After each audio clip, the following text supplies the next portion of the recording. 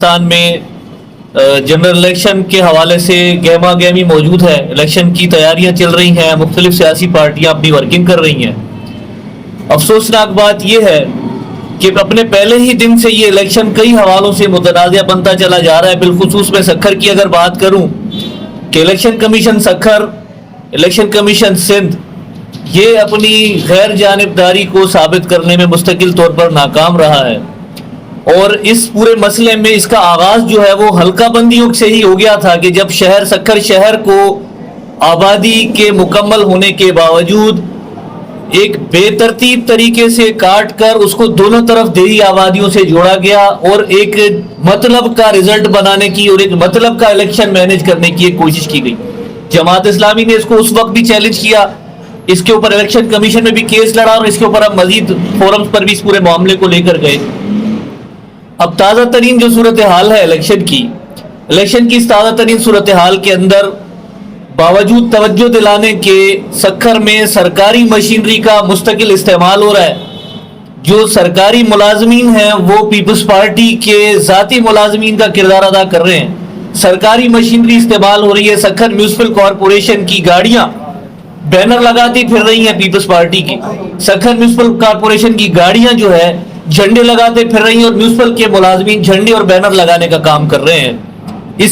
और जगह जगह पर तरक्याती कामों के नाम पर लालच देने का, तरगीब देने का, वोटों की खरीदो फरोख्त का काम शुरू कर दिया गया। ये सारी सूरत हाल से भी हमने डिस्ट्रिक्ट रिटर्निंग ऑफिसर को और दीगर लोगों को इस पर हमने आगाह किया, लेकिन इस पर भी ताहाल कोई कार्रवाई नहीं की गई है।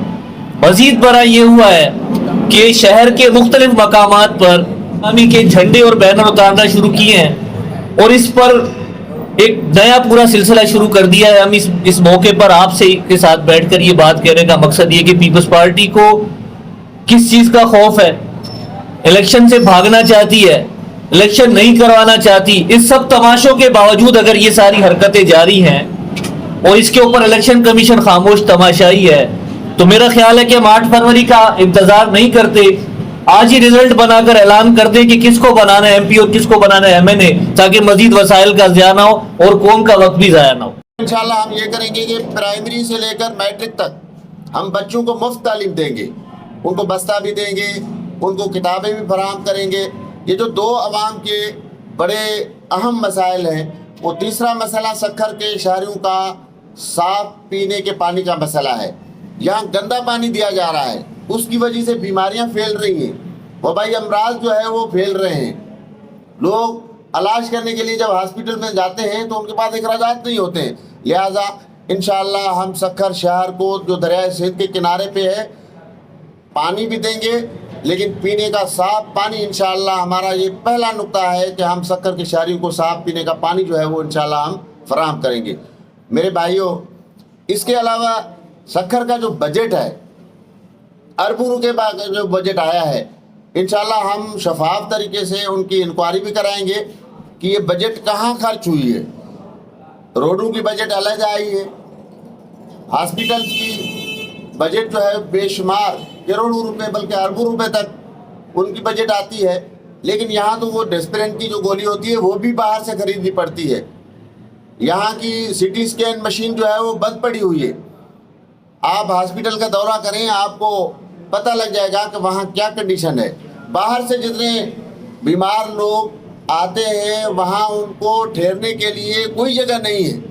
अगर हॉस्पिटल में मरीज़ हैं तो तीमारदारी के लिए जो लोग आते हैं बाहर, उनके लिए कोई ठहरने की जगह भी नहीं है। वो बेचारे मुसाफिर खानों में रहते हैं, पैसे अदा करते हैं। तो इसलिए जमात इस्लामी समझती है कि सक्खर के जो बुनियादी मसाइल हैं, अहम मसाइल हैं, वो जमात इस्लामी हल करेगी। लिहाजा में सक्खर के लोगों से, ताजरों से, वकला से, उलमा से, हारियों से, मजदूरों से, किसानों से, तलबा से मैं अपील करता हूँ कि मेरे भाइयों 5 साल के लिए आज जो वोट डालने हम जा रहे हैं, आने वाले 5 साल आप जो है वो वरना भुगतेंगे।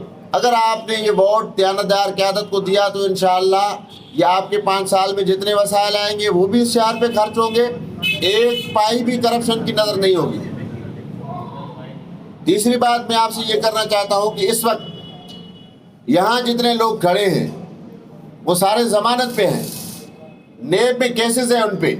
अल्हम्दुलिल्लाह जमात इस्लामी के मुल्क भर में, पूरे सिंध में, सखर में किसी के ऊपर अल्हम्दुलिल्लाह कोई एक पाई का केस भी जो है वो नहीं है, एक टके का केस भी नहीं है।